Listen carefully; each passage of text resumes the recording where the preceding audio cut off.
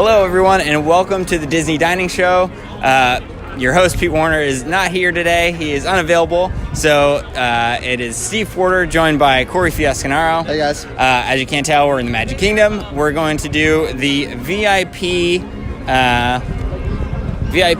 Taste of the Magic Kingdom. Taste of the Magic Kingdom tour. Yeah. I've never done this before. Have you? No, I've never done it before either. I've done the Backstage Magic tour, but I've never done this tour. It's 3 hours long. Yep. And $99 a person. Yep. And you're going to go through and taste, from what I've gathered, all of the signature Magic Kingdom foods, and then hear a bunch of things from the chefs backstage about, how they make what they make. It's a little behind the scenes look at, tasting around the Magic Kingdom, like in the title. So I'm excited to check this out. I'm sure we're going to have some Dole Whip, some churros. Oh, yeah. The iconic Disney food snacks. I mean, it's got to be that. I think also they said that you get to taste some like new or upcoming snacks too. That's awesome.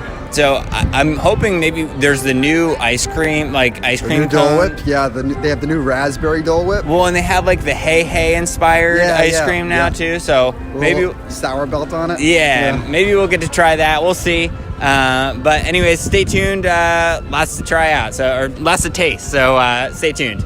So we started our day at Tony's Town Square restaurant, where they were serving Cinnabon rolls with like this white drizzle, this white sugary drizzle, and then a bunch of sugary sprinkles. It was in the shape of Mickey Mouse. They were also serving coffee, tea. There was a bunch of waters if you wanted them there. I thought the Cinnabon was pretty good. I'm a big fan of Cinnabons, though. It would be better if it was warm. They weren't warm. Yeah, they were cold, which is fine. I thought they were fine. I thought it was good. It was a good way to start the morning because I came here without having breakfast, so I was like, oh, nice. I get some food right away. They also had coffee, tea, some other like basic, what else did they have? Oh, bottles of water. So that was a good addition. This is also where we met our tour guide, or tour guides rather. I know his name was Zach. I can't remember her name. Both are really, really nice. They were really nice. I think that, honestly, for me, the tour guides were one of the highlights of the tour. They were really knowledgeable on every little thing that I'll share more as we explain. But they had little neat facts and figures about all the restaurants that we went into. So they always had something to share. And they did a good job, I think, throughout the tour. So, and then after Tony's, we went to Casey's Corner. And this was actually another really cool part of the tour because we went in, the Casey's was closed, but we got to see the kitchen, or what kind of looks to be the kitchen, what you might think is the kitchen for Casey's. Very small. It's very, very small. Smells like hot dogs. Yeah. But what we learned is it's kind of like a fake kitchen. They really prepare all the hot dogs and everything at Casey's at the Tomorrowland Terrace kitchen, and then use the utilidors, which are the tunnels underneath the Magic Kingdom, to then ship the food from the Tomorrowland Terrace over to Casey's, and then they serve you everything out the window. I think, he said really nothing is prepared in there anymore because when they built that kitchen in 1971, the crowd levels were so much lower that it was fine at the time for the size of the kitchen then, but now it just can't keep up with the guest demand. So I thought that was kind of cool. Yeah, and also a guest asked if they keep the food there in warmers or anything like that, and he said that they do have warmers, but the process that goes through the line is like they try to have it like 30 seconds in and out. So the process is always running. Mm-hmm. There's always food coming from Tomorrowland Terrace to Casey's Corner during the peak hours of the day when food's actually being served there. Yeah. And then, so after Casey's, we walked out just in a single file line of Casey's, and it was crazy because the kitchen's so small. We hadn't even entered the kitchen yet, and we already saw the rest of the group leaving. Yep. That was kind of just a crazy thing. After Casey's, we went over to Skipper Canteen. Here we were offered the buffalo chicken spring rolls and the Schweitzer slush. And I've had the buffalo chicken spring rolls before. They're good. They're very good. You only have one when you buy them in Adventureland. You get two. But that was another thing that, like, everything that we had and we sampled, it was definitely sample size. Yep. They didn't give you the full amount, which, at first I was like, oh, that's kind of lame, but it made sense as you go along because you're eating so much. A lot of snacks. Yeah, you're having so many snacks that if they gave you the full amount, you would have been like sick by the end. So I don't know. I think that was a cool little stop. This is also where we talked to the chef, right? Yeah, and there were a couple really cool things that they mentioned in Jungle Skipper Canteen that I didn't know, and I was fascinated by. A lot of the butterflies on the wall, those were actually belonging to Lillian Disney in her own personal collection. I thought that was super, super cool.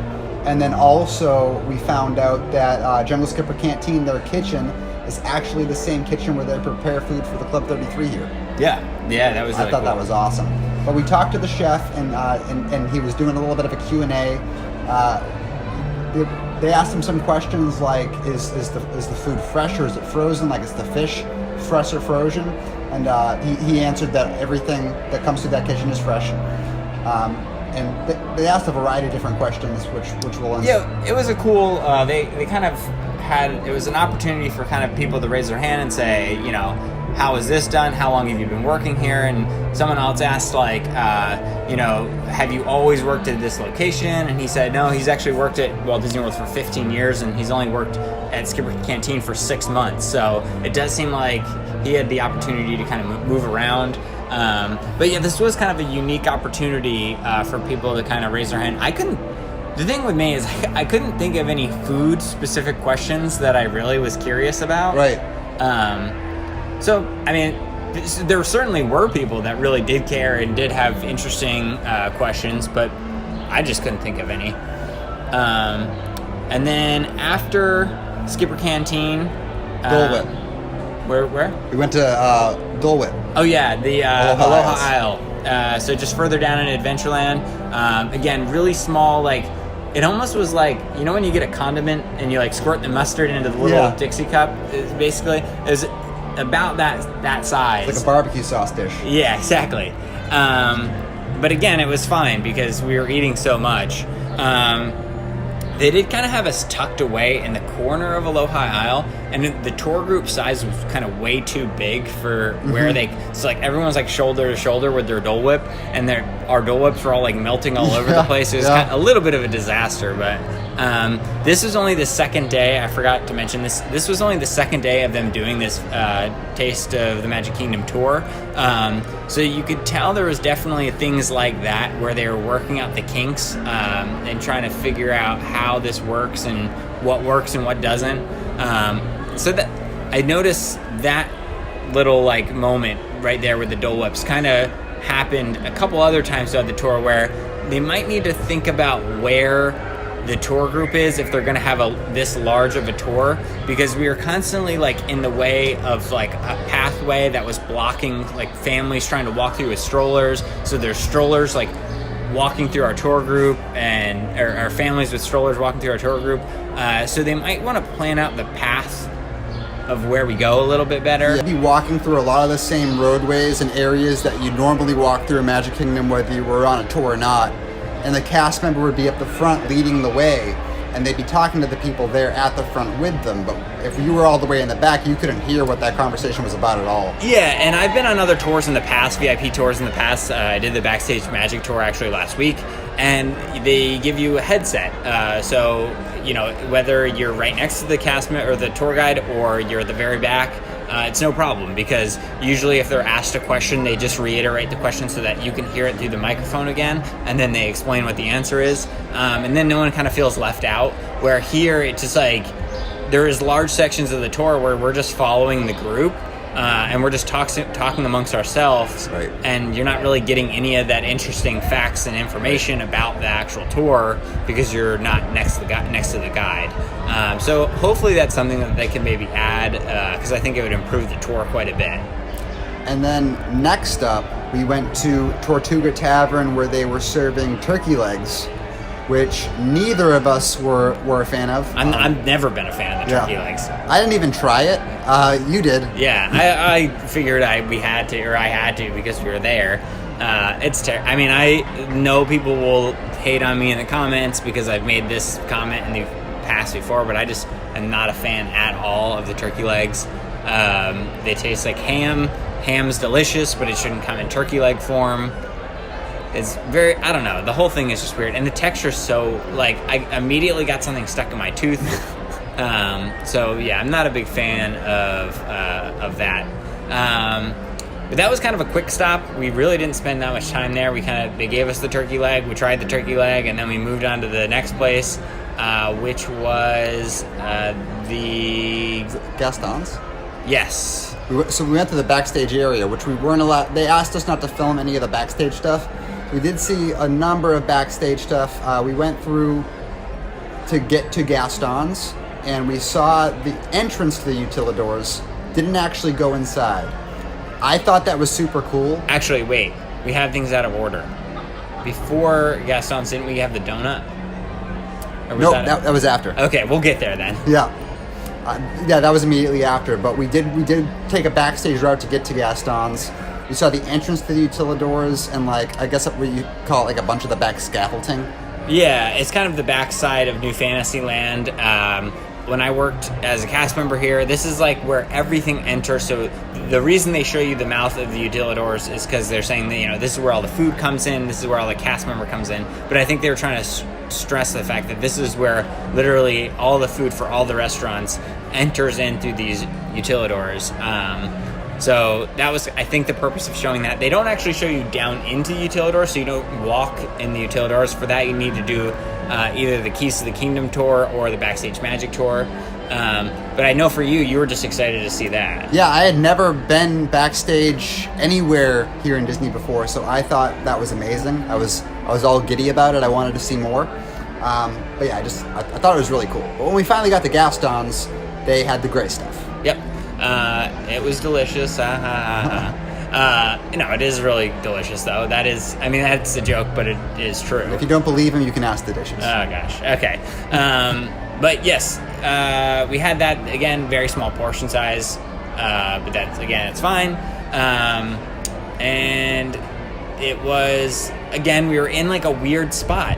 We were right in front of the bathrooms. Yeah. And so we were like, all these families were trying to get around us, and really just poor planning. I didn't really understand why they kept doing this. Right. And then after that, we moved over to Little Mermaid. Yes, Mermaid. And we had a mermaid donut. And there was big, like, white chocolate chunks on it that I thought it added a lot of texture to it. The donut, again, so the two things I devoured the most was that Cinnabon at the beginning and this donut. You love the pastries? I do. I really do. I thought the donut was actually really, really good. And the little white chocolate things added some awesome texture and flavor to it. I thought it was good. At first, though, I freaked out when I first looked at my donut because I thought there was a hair on it. Yeah. But it turned out, I don't know really what it was. Like, it was a piece of grass, which is equally kind of not great, but better than hair, I guess. And it was good, though. I mean, it was a delicious donut, so you can't... I mean, if you mess up a donut, then you really are screwing things up. So, yeah, the donut was really good. It's sweet. I didn't finish the whole thing because at this point, I was starting to get full. And after the donut, we made... Is that when we had the popcorn? Yeah, we had popcorn next. So that was over in front of Liberty Square, or in Liberty Square in front of the Liberty Tree Tavern. Little popcorn cups. And we kind of just hung out in front of there, in front of the Liberty Tree Tavern. Again, another stroller issue. Yeah, and that was another place where, like, guests who weren't on the tour were getting confused and thinking that they were going to, like, hand out free popcorn and stuff like that. Yeah. So they kept, like, moseying into our group and being like, oh, popcorn. Oh, free popcorn. Yeah. It's like, no, this is only for tour group. Right. So, yeah, they need to do something to really, like, they need more than just this to really break up the group and the normal guests, because there is just a lot of confusion going on. And they were saying, like, they serve, like, so much popcorn. I forgot. Oh, she said something along the lines of, like, it could fill the entire Tower of Terror or something like that. The amount of popcorn they serve in the year could fill up the entire Tower of Terror. Yeah. That's crazy. That's a lot of popcorn.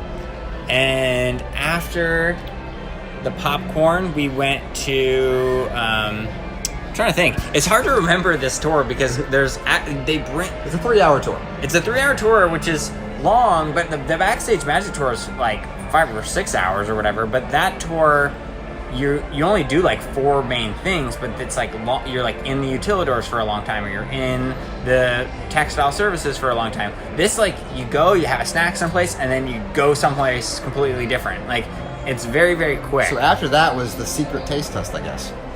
Oh, yes. Then that kind of was nearing the end of our tour.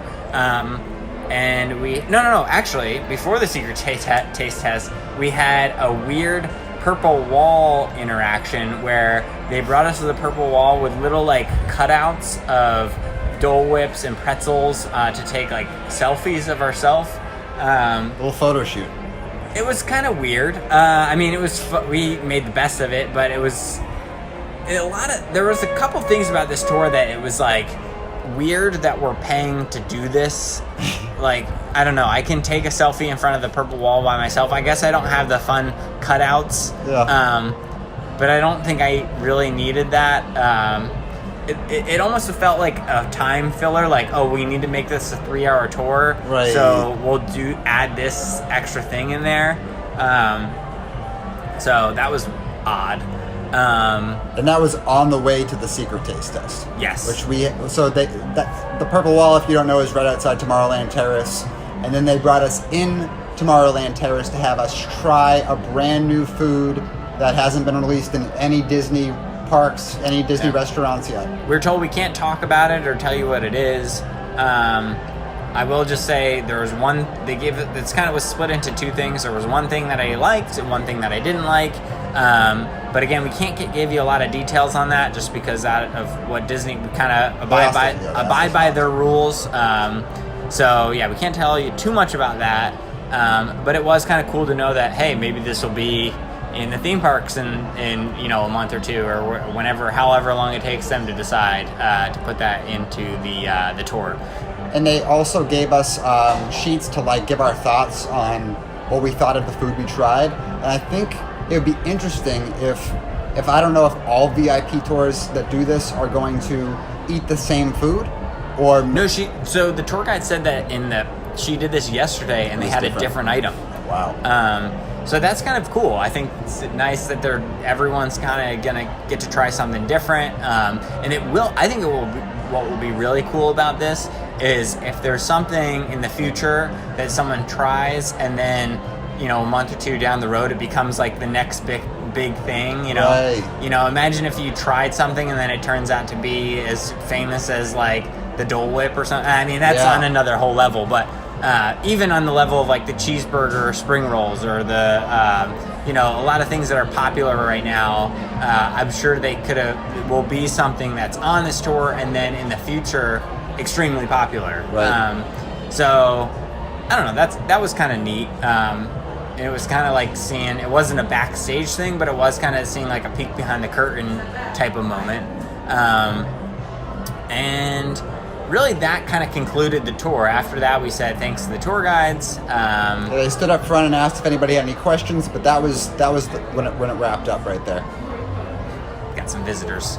And yeah, so overall, I don't mean to say this because it sounds a little like bratty, but I did not think that this tour was worth it. I think for $99, there's a lot of things on Walt Disney World property that I would rather spend that money on. I think you were you got to see, that was your first time seeing anything backstage, so you liked it, I think, a little bit more than me. But yeah, there's, for little sample size foods, I'd much rather have a true behind the scenes experience and do a Keys to the Kingdom tour. Or if I had the budget, the Backstage Magic is a lot more expensive, but I think that tour is way more, you're seeing so much more of Walt Disney World, that it might be worth, the additional cost. I just think, granted, this is only day 2 of this tour, so, maybe they are still working out how exactly they're going to do it. But I would actually rather have less stops and more quality stops than like, let's just have this and then run to the next thing and then run to the next thing. Because if you didn't include the little facts and figures, like they told us, you know, Cosmic Rays is the third most busiest restaurant in the world, and it's like, oh, that's interesting. Or, you know, you're saying the Lillian collection of butterflies being in Skipper Canteen. So those facts interjected into the tour did make it feel informative and fun. But the rest of the tour just felt like, you know, let's go have this tiny Dole Whip and then run over here and have this tiny turkey leg and then run over here and have this tiny little thing of popcorn. And other than that, it was like, I could just do this on a normal day and like get the full-size portions of these things, and it probably wouldn't add up to $99. I thought so. I totally see what you're saying, and I need to do those other tours you mentioned because I've never done them before. So I have much less to compare it to. I liked it a lot. Even for $99, it does seem a little bit much, but I don't think I would think that's right on the money if they polished it off a little bit more. Yeah, I mean, they definitely need to do something. If they gave us earpieces and fed us those cool facts throughout the walk from one place to another, I'd say problem solved.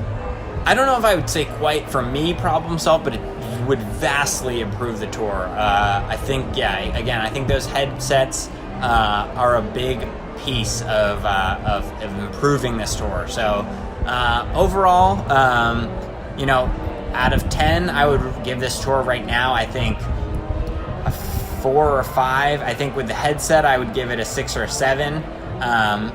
It just wasn't for me. Maybe I'm just not a foodie. I don't know. But I consider myself one a little bit, so I don't know. It was very snack foodie. Yeah, so it's like true. You got the buffalo chicken spring roll, and you got the popcorn, but besides that, it was like pastries and ice cream. Ice cream, yeah. So very snacky, very dessert and treat heavy, which is for some people. So again, this is not everyone's opinion. This is just our opinion. And even we slightly disagree on the tour. So overall, I think this was a great experience, and I think that's going to do it. So thanks for watching. If you like this video, please give it a thumbs up, and thanks again. We'll see you next week. See you next time.